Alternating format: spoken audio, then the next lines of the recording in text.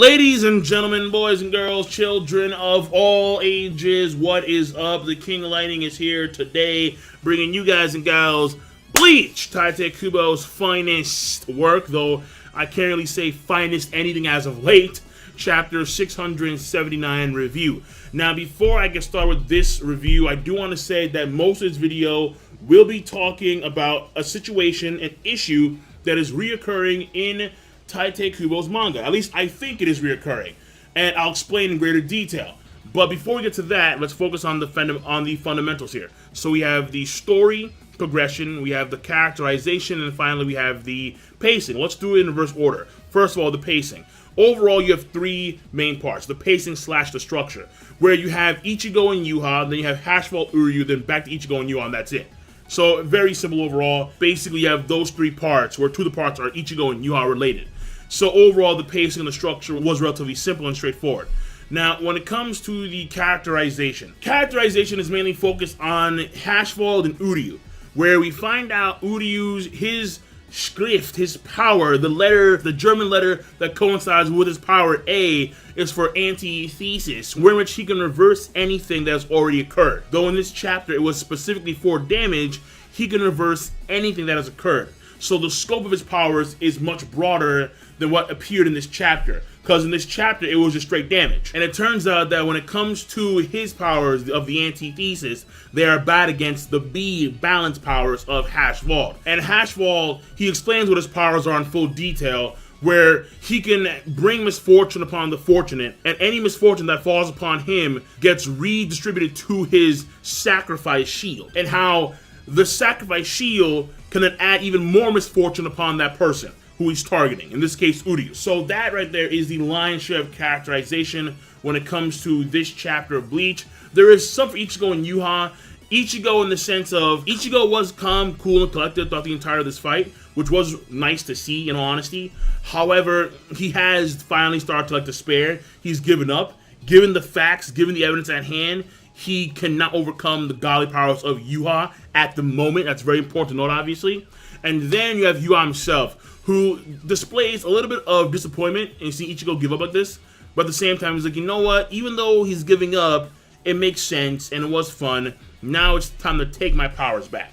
And so that's the characterization. A smudge for Ichigo, a smudge for Yuha, but mainly for Hashfall and Uryu given their powers. And also, I guess you could say there is some for Uryu through Hashfall, where Hashfall, he deduces that when it comes to how Uryu operates, when it comes to his faith, he's like a run-of-the-mill human. He's no different when it comes to what he is truly. And I mean, that is not really, it's important, kind of, meh. If you really give a fuck about what type of human being Uryu is, then okay, fine. This is stuff that we already know. It's not new. His character scheme is not new to us. In a sense, it's new to Hashfall, because Hashfall and Uryu, they don't interact that much, obviously. I mean, ever since this arc, it's been fairly little, and beforehand, it was never.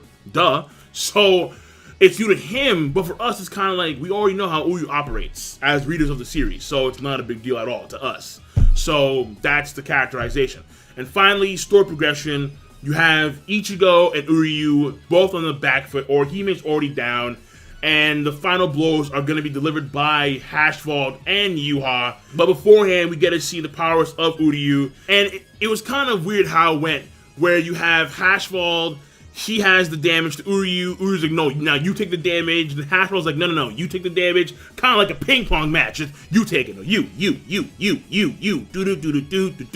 do. So that's the way it rolled with the damage, and the ping pong game apparently won with Hashfall winning. So my guess here is that who's gonna come and save the day? Daddies. So you're gonna have Ryukin come in there, save Uryu. Ishin's gonna come in there and save Ichigo. But that right there is the story progression, and that's it. That's a chapter. I'm done. So now that we are done with the fundamentals, let's get on with the PB&J, the nitty-gritty, the meat of this video, the substance, which is the problem that I'm seeing resurface in this arc. And I didn't think that it was gonna be an issue previous in the arc, because there was still a level of possibility that was feasible within the story. Now that we've seen the true powers of Mr. Blech and just how far he is from everybody else, okay, the problem has once again resurfaced.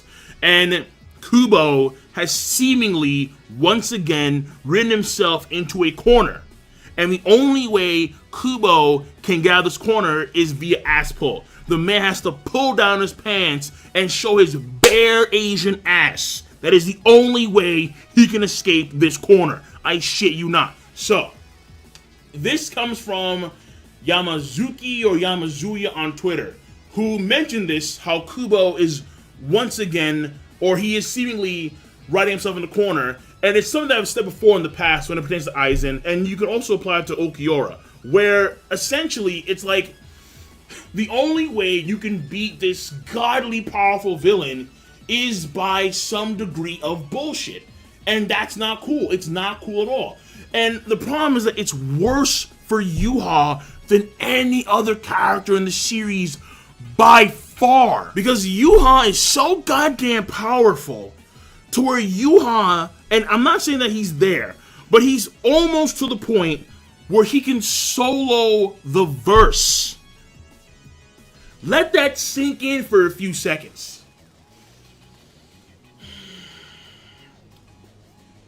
Yhwach is almost to the point where he can solo the verse. That wasn't really possible when he was simply seeing the future. Then it expanded to, I can see every possible future outcome. Then it expanded to, no, actually, that's all lies, all bullshit. I can manipulate the future directly. Every possible future. Dude. What? And like, the core of his powers is still extraordinarily vague. Like, the example he uses is how, when it comes to Ichigo and Orihime, they can do the same thing because they can control the present. Like, what we do in present day, we are controlling our present. He's applying the same logic only to the future, but every possible future. Bro, this dude is unbelievably broken. Yhwach is the most powerful dude in Bleach history by far. That is a statement. That is an extraordinary statement. Extraordinary claims require extraordinary evidence. And this man is providing extraordinary evidence. And it's stunning. It's stunning. This guy could take on Aizen, Urahara, Mairi, Ishin, Ryukin, all of the Gotei 13, all of the Royal Court Guard Squad. You bring in all of the Espada. You bring in all of the Fullbringers. He can take them all on simultaneously and fucking win. Jesus. Dude. Like, he's so beyond the pale right now. It's like, he's so fucking beyond the pale, bro. So, like, you get what I'm saying here. Like, Yhwach's just that far gone. He's just that powerful. He's that nigga. And there are some key factors here that may be able to beat Yhwach eventually. But the thing here is that the way you implement these keys, to a certain extent, is going to be some asshole nonsense. Because it would go against the fundamentals of Yhwach's own powers. So the keys here, there are three that I can think off the top of my head. Number one is the antithesis power that was mentioned by Hashval, where that can be used to go against Yhwach's own powers because you can reverse anything that happens. But we've seen Yhwach in the past do what? What did Yhwach do in the past to Ichibei? He negated his powers simply by being able to see into the future. At that point in time, that's what it was. He could see the future. And simply by seeing into the future, he could negate his abilities. Like, that's why he was on some nigh omniscient shit. But no, it's worse. It's worse. So, you have Uryu. Then you have the Godslayer Zanpakuto, which could potentially divvy up the powers of Yhwach into smaller, less powerful forms that can be beat individually. That's possible, but how that Godslayer Zanpakuto actually cuts Yhwach is an issue in of itself, simply because the man can see every possible future outcome and he could alter it. So if he so wanted to, he can just snap that thing in an instant and walk away. Non-threat. But it's a key, nonetheless, because it directly affects gods. Then you have the Soul King himself, who at this point in time is like a non-factor. Like, granted, you have Gerard Valkyrie, who is the body of the Soul King. But nothing has happened with that yet. They have Perninda as well. But the fact of the matter here is that Mimi Hagi-sama was outside the realm of Yhwach's sight. But it's no longer his sight. Like, understand that what was previously established for his powers is now kind of no longer, because it's no longer him simply seeing the future. He's manipulating the future. He's fucking manipulating it, okay? So when he couldn't sense Mimi Hagi-sama, I would say that still applies to a certain extent, but not as much as I thought it would. The sight is a byproduct of actually manipulating the future. That's the problem. That's the fucking problem now. So I thought that it'd be like a definite thing to, you know, bypass Yhwach, where maybe beings on a higher dimension are outside of his sight. But see now, in of itself, that's very far-fetched. That's very, very suspicious. So then we move on to, okay, well, there are more options. And these options come in the form of folks that haven't done anything yet. Like, let's say, Ginjo Kugo with Ganju and the boys. They haven't come into the fray yet. There is a possibility that Ukitake can still do something as well. Possible. Because he's not out of commission, I suppose. Like, he's, of course, severely weakened, but he's not out of commission. Then you have some of the visored cats, and then you have maybe other rocker. So there are other people that can still assist the good guys, but at this point in time, again, this dude is at the point where he can nigh solo the verse. So your only three options to try and kind of like weasel your way out of this one is Uryu, Soul King, and then the gods there, Zanpakuto. I mean, now granted, I did believe that Orihime, since she had the powers to like negate God's will or whatever, I thought that maybe they would do something with that, finally. But no, Orihime, she's on the ground, dead. She's already gone. She's already gone. And according to Ichigo, he said it in this chapter, Orihime's shield doesn't work on this dude. Her abilities do not affect Yhwach. So much for the whole negating God thing. It doesn't work anymore. And then maybe like Ryukin or Ishin, they have something, but that something is going to be massively suspicious. Why? Because he's that far gone. Yhwach is that fucking powerful. That's why. The only other person, if you want to make somewhat like legitimate sense here, you bring out the Soul King. But even still, given the way Perninda was like blown to bits and whatnot, or like he like consumed himself. I forgot Mairi did, but Mairi fucked up Perninda, and so Perninda, the left hand of the Soul King, should be a factor. And plus, Yhwach was controlling Perninda anyway. Then you have the body of the Soul King, which is Get Out of Valkyrie, and Get Out of Valkyrie is still, I guess, working for Yhwach. He's still doing his thing, fight against Byakuya and Hitsugaya and company.